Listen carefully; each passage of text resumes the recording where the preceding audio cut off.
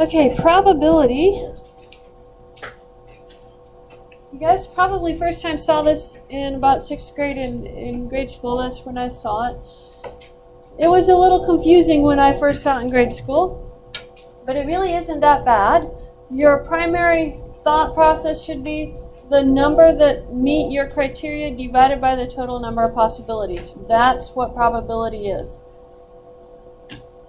Okay, first of all, some announcements. The final file of the measurements from our classes has been posted up on eClass. This is what you are going to use to make your histograms. This is what you're going to use to find your mean and standard deviations. I should have the same answers from everybody. That makes grading for me a lot easier than trying to go through and make sure that your answer matches your data. So use this file. I posted this file on eClass. It is no longer editable by you. You download the file. It's an Excel file. Download it onto your computer and use either some version of Excel or whatever to sort the data into male and female. When you're sorting it, make sure that you sort all of it together. So if you're sorting based off of male and female, sort the links also based off of that so you don't mess up the links who they match up with. And I posted a link to an online histogram maker. The online histogram maker takes your data and decides how many classes it's going to make it for. And I believe it's going to choose 6 classes. That's what it did when I dumped the data into it on yesterday. So make sure that you use the online histogram maker. It will give you a histogram in a picture, and what you can either capture the picture and download it into your file that you're going to give me, or you're going to have to do a screen capture of it and take a picture using your computer. You can do it either way. But you have to get that histogram down into your file for me to be able to turn in. You're going to turn in a single file on that. You can use Excel to find the mean, median, and standard deviation of the data. That's the easiest way to do it. There are statistical methods on Excel. Mean, median, and standard deviation are all on that list of stuff. If you're unsure how to do that, come see me in my office and we can get that done. All of this needs to be completed by the first review day. The first review day is September 11. The due date is set for 10 p.m. You're going to be turning this in on Gradescope by that time. Gradescope doesn't accept late work, so make sure you have it turned in on time. I don't want late work. I want it in on time so that I have plenty of time to get this graded. Any questions on that? That's the first part of our project. We actually have 4 parts to our project. This is the first part, and we'll be working on these parts of the project as we go through the semester. So we're starting with some definitions. Probability is a numerical measure. It is a numerical measure between 0 and 1. Well, that did not work. Numerical measure between 0 and 1. It describes the likelihood that an event will occur. It doesn't necessarily mean that the event will occur every time that you run an experiment, but it gives you the percentage of times approximately that your event should happen if you repeat your experiment over a long period of time. Probabilities closer to 1 indicate that the event is more likely to occur. Probabilities closer to 0 indicate that the event is less likely to occur. Question? So if you have this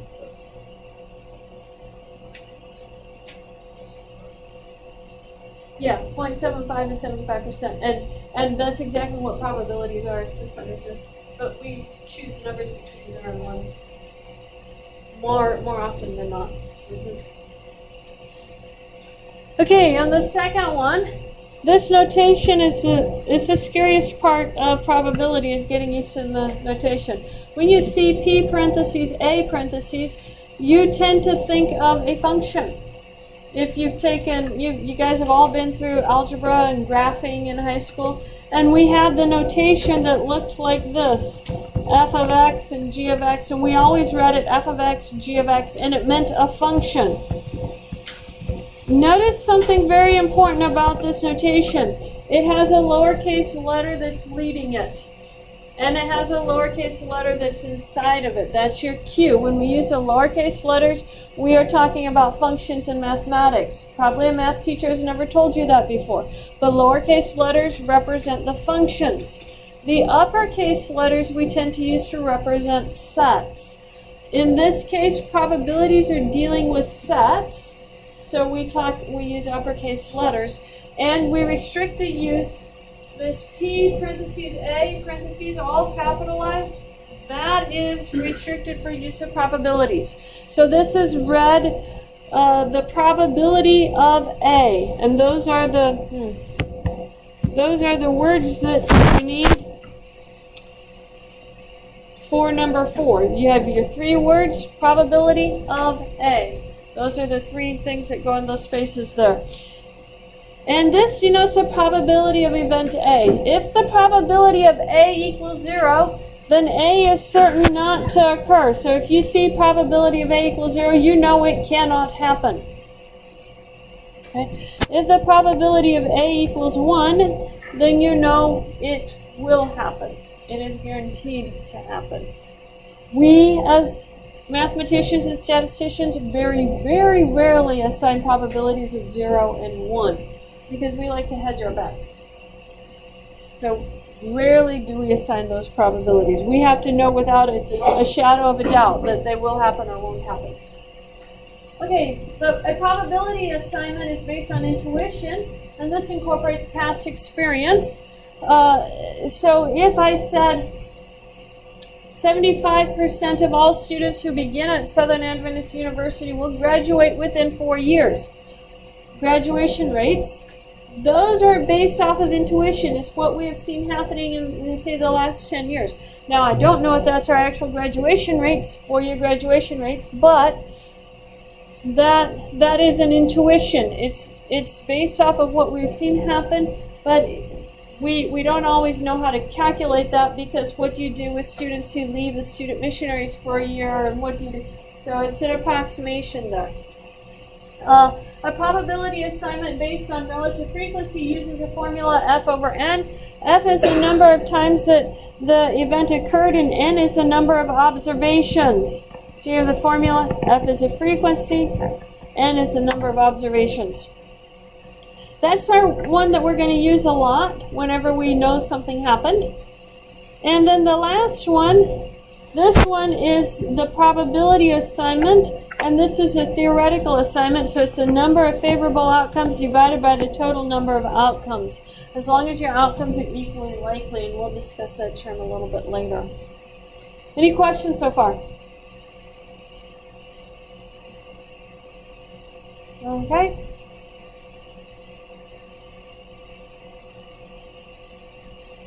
So this one, equally likely outcomes, is the words that you need there. Let's look at some examples here. Determine the probability for each of the following. Getting a heads on a single flip of a coin. So, probability of H is going to stand for heads. On a single flip of a coin, how many heads do you have on a coin? 1. How many sides do you have for your coin? 2. So my probability is going to be 1/2. You don't have this on your sheet, so don't worry about it. A hat contains 6 marbles. 2 of these marbles are blue and 4 are red. Find the probability of drawing a red marble. How many marbles are red? 4. How many total marbles? 6. So my probability is 4 over 6. And on these, if you're doing the E-class quizzes on these, if you're keeping your sheets to do the E-class quizzes, leave these as fractions. Don't reduce your fractions. Just write them like that. That's the way that I wrote the answers on it. I did not reduce them. I'm very lazy when it comes to that. I don't like reducing things. And then the last one. The Right to Health lobby claims that out of 200 lab reports, 80 of the reports were erroneous. Find the probability of an erroneous report. So how many erroneous reports do we have? And total 200. So there's going to be my answer. Okay, continuing. Are there any questions on how to calculate probabilities? It's going to get a little harder than that, but not much. Question. 80 over 200. Don't reduce it unless it's asking for you a decimal value. Then you have to give me a decimal answer. But I am all about not reducing these, because if you reduce it, then I had to reduce it, and I don't want to reduce it. Trust me, I don't want to reduce it. Okay, law of large numbers. This is the next question on your sheet.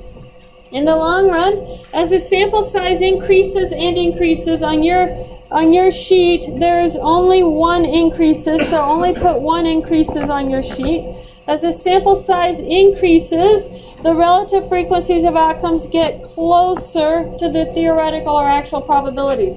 So one increases, one closer. In other words, the more time you repeat an experiment, the closer your actual probabilities from your experiment come to the theoretical. And the theoretical ones are just all the possibilities that could happen divided by the total number. So we're going to actually run an experiment with our law of large numbers at the end of class today. Any questions so far? Okay, continuing with definitions. A statistical experiment or a statistical observation can be thought of as any random activity that results in a definite outcome. So anything that you can get an outcome from is considered a statistical experiment. An event is a collection of one or more outcomes of a statistical experiment, and a simple event is one particular outcome of a statistical experiment. So a simple event is actually what we're going to break down our possibilities into, and then we're going to count our simple events to get our probabilities, and that's why we need these definitions. The set of all simple events is our sample space of an experiment. Get caught up with you guys on the sheet here.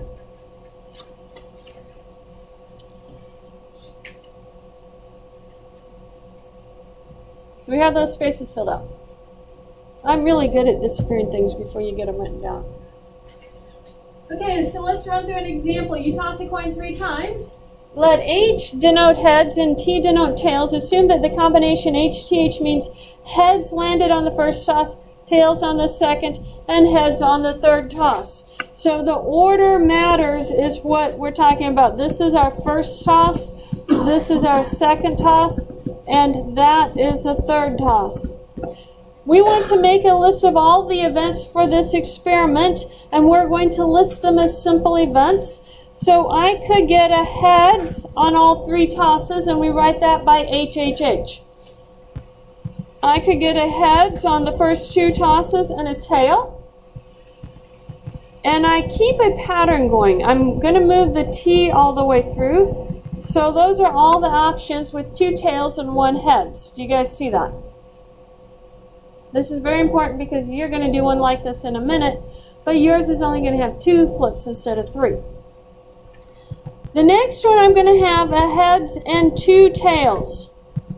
Then move the heads through the tails. And I have my 3 different options there. And then the last one is going to be all tails. That's my sample space. That's all the options that can happen. How many values did I have on my sample space here? I have 8. 8 different things that could happen on this. And I know I have them all because on the tails heads combination, there's only 2 options for each choice. So I have 2 options for the first choice, 2 options for the second choice, and 2 options for the last choice. When I multiply all of those 2's together, I get 8. 2 times 2 is 4, times 2 is 8. 8 options. We're going to discuss that rule next class period, not this class period, but on yours where you only have 1 coin that you're flipping twice, you're only going to have how many options? 2 for the first one, 2 for the second, multiply, 4. You're going to have 4 options for yours. Okay, give an example of a simple event from this. So a simple event is any one of these up here. So I could write it as heads, heads, heads. That would be a great example. Heads, tails, heads, tails, tails, heads. Any one of the options above is a simple event. You can't break down the event anymore. Notice that I did not say 2 heads. How many different ways do we have of getting exactly 2 heads? 3. I have heads, heads, tails, heads, tails, heads, tails, heads, heads. 3 ways of getting exactly 2 heads out of 3 tosses. So if I say getting 2 heads, that's not a simple event. I need to write it down in exactly what can happen when I flip my coins 3 times. So that was number 3 right here. Let's look at number 4. Assume that each event in the list above is equally likely. Find the probability of the event heads, tails, heads. So capital P, parentheses, and then put in your HTH. How many HTH options do I have in that order in my list? 1. How many total options do we have? 8. So my probability is 1 out of 8. Now let's look at number 5 here. Find the probability of 1 head. Exactly 1 heads. How many have just 1 heads in them? 3. So what's my probability? 3/8. Find the probability at least 1 head. Now think about this.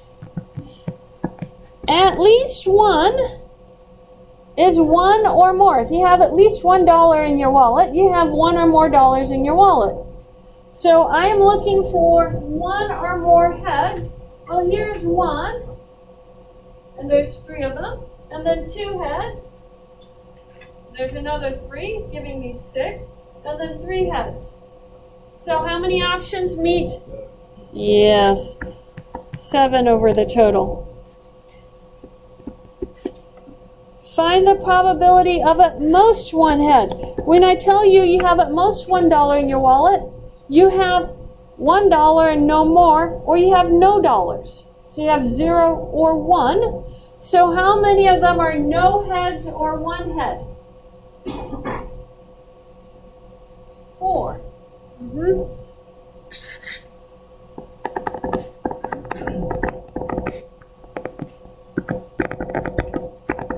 So I get 4 out of 8 for that one. And then we'll look at the last one right here. Find the probability of no heads. Yeah, that means all tails, and that's 1 out of 8. You guys understand my terminology here. That's the hardest part of probability. We all can count, but knowing what those terms mean is the hardest part. And they have very specific meanings in math, which might not mean the same thing if you are applying it, say, out on the soccer field or something like that. So we have to learn our language here that we're speaking. Okay. This is also another example that you're going to need. And this one is on your sheet as well. Your coin toss one was number 15 on your sheet. And number 16, I'm doing the eye color, but your example is slightly different than mine.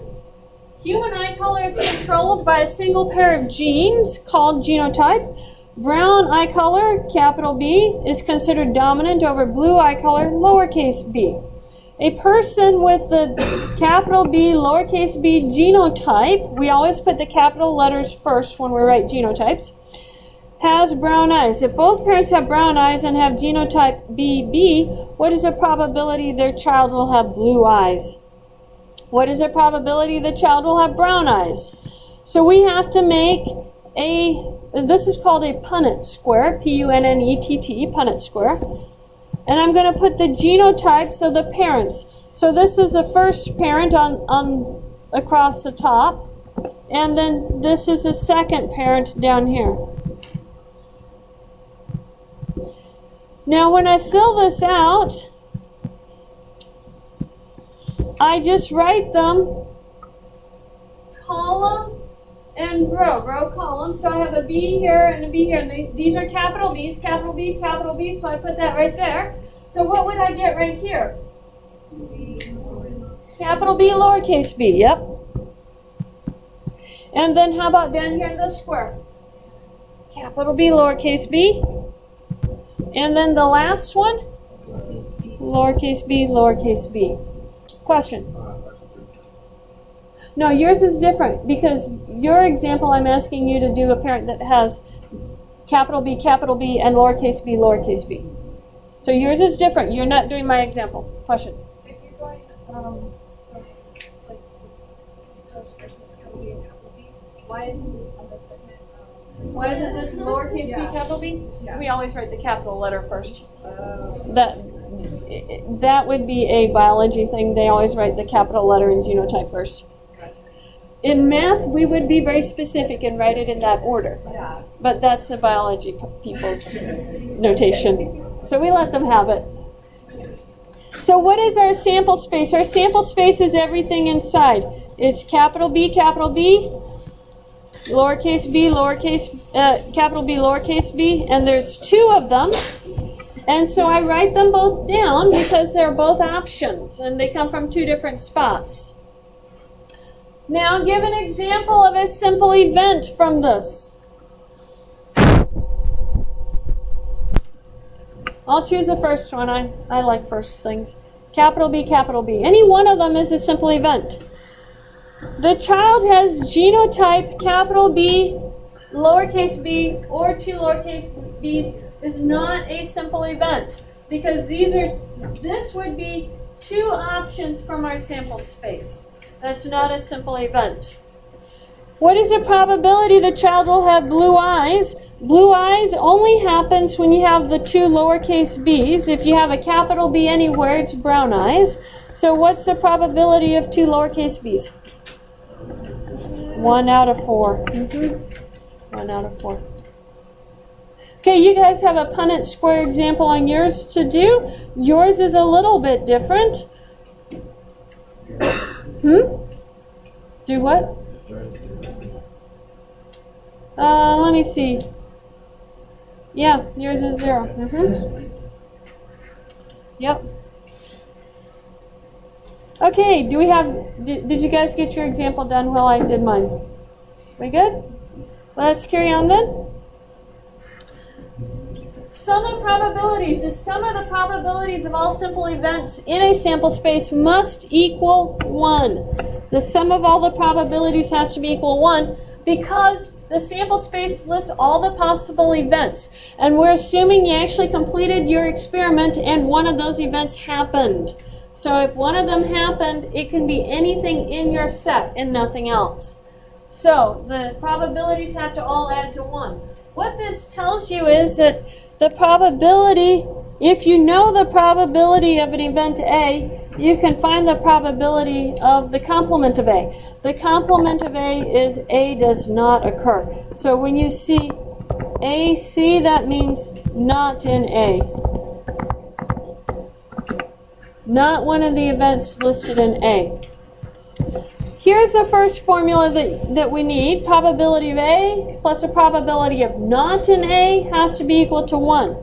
If you solve that for the probability of not in A, you simply subtract your probability of A to the other side and you get 1 minus the probability of A. And this is going to be a very handy-dandy formula for us. We're going to need this formula when we do homework problems. This actually gives us a shortcut to many homework problems.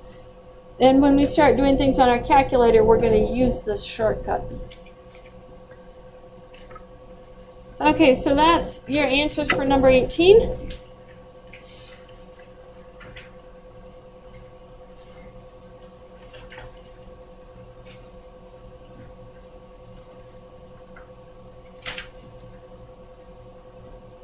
Okay, do we have that all written down?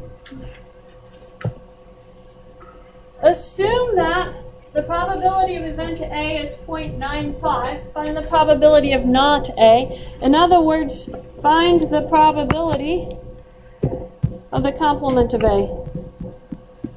According to our formula that you just wrote down, what is this probability formula? Yeah, 1 minus probability of A, which is 1 minus 0.95, 0.95. What is that when you subtract it? 0.05. There's your answer. You have done your homework problems wrong if you ever give me something bigger than 1 or smaller than 0. So if you have a negative sign in your answer, you've done something wrong. If you have something bigger than 1, you have done something wrong. Your answers have to be between 0 and 1. They can be 1, they can be 0, but they can't be bigger than 1 or smaller than 0. Okay, you have 1 on number 19. Notice your probability number is different than mine. Yours is 0.75 for the probability, so what should your answer be for that one? 0.25, that's correct. Now, why do we care about probability applications? Probabilities are going to help us in statistics. Remember, this is a statistics class, Introduction to Statistics. How does probability help? Probability, we know everything that can happen, and we predict what probabilities are if we do an experiment. So you know the results that could possibly happen. You know the answers, and you're finding the numbers that go with those answers. Statistics, you're running the experiments, but you don't know anything about your population, and you're trying to say something about your population based on your sample. On probability, you know your population, you're taking your sample, you're getting the numbers. Statistics is the opposite of probability. You don't know what your population is, but you're trying to say something about your population. Unfortunately, many people attempt to do statistics without completely understanding what their samples are telling them about their population. And you have a lot of conflicting results in statistics out there. I toyed with the idea of having you guys bring articles that conflicted. An article about the same thing that had conflicting results to class about this time. But I didn't get that set up before class started, so we're not doing that. But you can go out there and find lots of conflicting results about the same information just looking in the medical field. Just look in the medical field, and they'll tell you, you have to do this thing, it's very good for you. Don't do that same thing, it's very bad for you. And the articles are written relatively at the same time periods and stuff like that. That's because they haven't gone back to what their samples are telling them about their population. Their experiment may have been done correctly, but they're not understanding what that sample is telling them about their population. That's why we have to study probability, so that hopefully we can do a decent job of understanding what our samples are telling us about our population. So we'll take a slight detour into statistics. You guys have some classwork problems here with some probabilities, and I have to go get our dice so that we can do our experiment here. I'll be right back with those dice. Finish your probability examples. Compare your answers with each other. I'll be right back.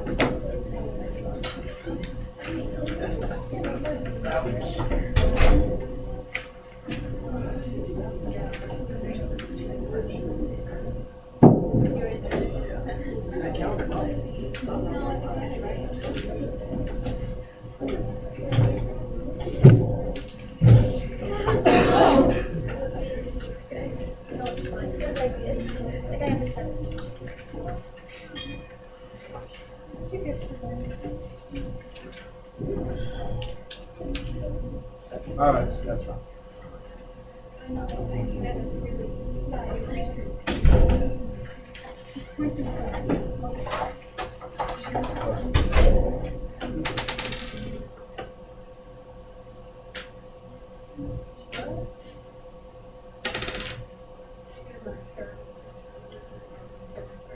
Maybe I'll do it this way, guys.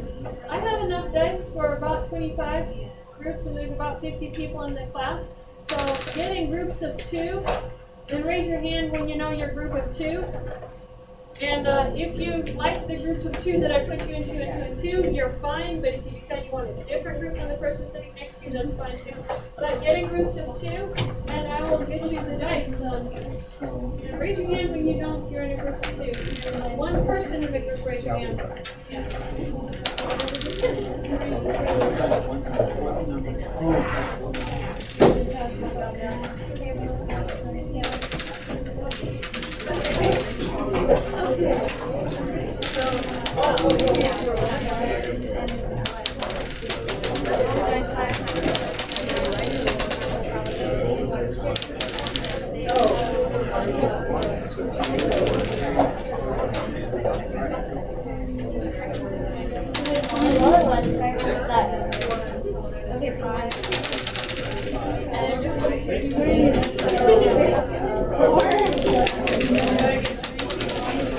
This